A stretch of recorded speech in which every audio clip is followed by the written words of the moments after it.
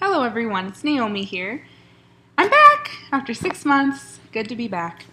Anyway, in this video, I'm going to be sharing a testimony / Bible study, sharing my struggles and how God has been helping me out of them. So recently, I realized that my spiritual life was not as strong as it once was, and I didn't feel the connection with God, and I was just very anxious and very frenzied and just didn't have the peace and the rest that I knew I should have in God. And I started to search my heart and ask God, why? Why am I like this? Why do I not feel the closeness? And I wanted to make YouTube videos, but I felt like I just had no inspiration. I felt like there was nothing I could be confident of and nothing I could share. And I said, God, you have to help me. This is not good. And so I began to search my heart. And God began to just reveal a lot of things to me. The first thing He revealed to me was that I had been relying on other people to be my brain and tell me what God's will was, and I was not searching for God's will myself. And you can't allow another person to be all of God's voice to you. That doesn't mean that you don't go to them for counsel and appreciate that, but you can't allow them to be your spiritual life. You have to have your own spiritual walk. And my devotional life had really gone down. I was spending a lot of time studying for school. I would study during breakfast, pretty much nonstop all day. And on Sabbath, my mind did not really fully rest from school and from trying to decide what I'm going to do in life. It was hard for me to break out of the cycle of always thinking about what I'm going to do next, school assignment, reciting stuff in my head having to do with school, and it was just taking over. And even some nights in bed when I would think, I should really be having some prayer time with God as I'm falling to sleep, I think, oh no, I have to go over the order of sharps in music. Oh no, I have to recite my French list. Oh no. And it was taking over. And I just realized that things were getting a little bit out of proportion. And beyond that, part of the reason why I was so driven is that I've taken a test 3 times, I've had tutoring, I've had 6 months of lessons, and I still haven't passed it yet. So I was working really hard to pass this test, and it was on my mind. It was like a cloud. It was making me down. And God was just telling me, you know what? As hard as you try, I'm the one that gives you success. And you can do your best, and it's right to study, but when your studying takes over and your devotional life is almost nil because school and life is just taking over, then you lose your spiritual connection and you lose your strength. And so God began to really speak to my heart and ask me to come to Him and spend more time with Him and make sure that my life didn't get out of control and other things take the place that He should take. And He just started to really help me to trust Him. And I'd like to share some verses that really He brought to my mind that have been a blessing to me. The first verse that I would like to share, let's see if I can find this, is, let's see if I can get this. Yes, Matthew 6:33. But seek ye first the kingdom of God and His righteousness, and all these things shall be added unto you. That's Mark 6, verse 33. And we know that. We sing a song about it in Sabbath school, but do we really know it? And I could tell that by my life, I was not living like I believed it. I was believing that I needed to seek school first, and then God was secondary. But God is saying, no, if you seek first my kingdom and my righteousness, then all these things will be added unto you. And I thought, yeah, that's true. I need to reorganize my priorities. And the other verse that came to me, and this is one that you may not think of, but God really did use it to speak to me, is Psalm 50, verse 21. These things hast thou done, and I kept silence. Thou thoughtest that I was altogether such a one as thyself, but I will reprove thee and set them in order before thine eyes. And I saw that verse, and the part that came out to me in that verse was, thou thoughtest that I was such a one as thyself. And I thought, God is a lot more powerful than I am, and I put myself in God's seat a lot of the time and think I need to work, I need to make things work for myself, and I forget that He is so much higher than me. and he knows so much more than me, and he has my best interest at heart. And some other verses that also came to mind were Isaiah. Let's see if I can get my place here. Yes, Isaiah 55 verses 8 and 9. For my thoughts are not your thoughts, neither are your ways my ways, says the Lord. For as the heavens are higher than the earth, so are my ways higher than your ways, and my thoughts than your thoughts. That's Isaiah 55, 8 and 9. And yes, God has higher ways than our ways, including timing. Like, I may have a date that I want to pass the test, and I may feel like a failure and feel angry at God that it's taking me this long to pass.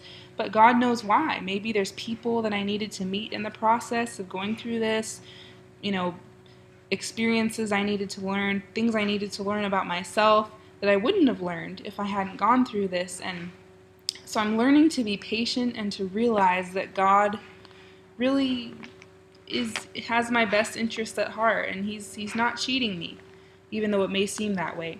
And another verse that's also well known, but says the same thing, says, For I know the thoughts that I think toward you, saith the Lord, thoughts of peace and not of evil, to give you an expected end. And that would be Jeremiah 29:11. And that says the same thing. God thinks positively toward us. He hasn't forgotten us, and he's in control, and we're not in control. And so that was really very precious to me. And the other thing that God has been revealing to me, well, I'll just say this.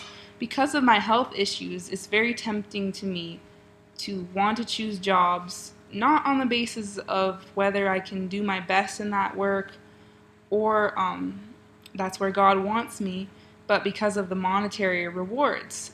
Because of my health issues, I have desire to be secure and to get really good health insurance and to be able to hire people to help me with this and that. And those are not bad things, but I realize that we have to put God first and not let our only reason for deciding to do things be the finances of it, the money of it, And I've been learning that not everyone is meant to do the same work, and we really need to just be totally surrendered to God and know that he has our best interest at heart and that he will lead us to the job and the career that he knows is best for us. And I realize that you can be successful, but if you lose your soul in the process, if you don't have a connection with God, what does it mean? And I want to read this passage that God just showed me in Acts of the Apostles last night. That was a rebuke to me, and it was it really did make me think. So this is Acts of the Apostles, and I'm beginning at page 150. With great pomp and ceremony, Herod appeared before the people and addressed them in an eloquent oration. Clad in a robe sparkling with silver and gold, which caught the rays of the sun in its glittering folds and dazzled the eyes of the beholders, he was a gorgeous figure. The majesty of his appearance and the force of his well-chosen language swayed the assembly with a mighty power. Their senses already perverted by feasting and wine-drinking, they were dazzled by Herod's decorations and charmed by his deportment and oratory. And wild with enthusiasm, they showered adulation upon him, declaring that no mortal could present such an appearance or command such startling eloquence.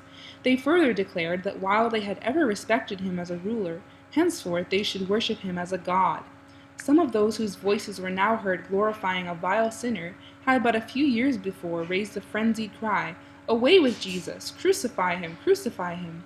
The Jews had refused to receive Christ, whose garments, coarse and often travel-stained, covered a heart of divine love. Their eyes could not discern, under the humble exterior, the Lord of life and glory, even though Christ's power was revealed before them in works that no mere man could do. But they were ready to worship as a god the haughty king, whose splendid garments of silver and gold covered a corrupt, cruel heart. Herod knew that he deserved none of the praise and homage offered him, yet he accepted the idolatry of the people as his due. His heart bounded with triumph, and a glow of gratified pride overspread his countenance as he heard the shout ascend, "It is the voice of a god, and not of a man." But suddenly a terrible change came over him. His face became pallid as death and distorted with agony. Great drops of sweat started from his pores. He stood for a moment as if transfixed with pain and terror, then turning to his blanched and livid face, to his horror-stricken friends, he cried in hollow, despairing tones, He whom you have exalted as a god is stricken with death. Suffering the most excruciating anguish, he was borne from the scene of revelry and display. A moment before, he had been the proud recipient of the praise and worship of that vast throng. Now he realized that he was in the hands of a ruler mightier than himself. Remorse seized him. He remembered his relentless persecution of the followers of Christ. He remembered his cruel command to slay the innocent James and his design to put to death the apostle Peter. He remembered how, in his mortification and disappointed rage, he had wreaked an unreasoning vengeance upon the prison guards. He felt that God was now dealing with him, the relentless persecutor. He found no relief from pain of body or anguish of mind, and he expected none. Herod was acquainted with the law of God, which says, "Thou shalt have no other gods before me," Exodus 20, verse 3. And he knew that in accepting the worship of the people, he had filled up the measure of his iniquity and brought upon himself the just wrath of Jehovah. The same angel who had come from the royal courts to rescue Peter had been the messenger of wrath and judgment to Herod. The angel smote Peter to arouse him from slumber.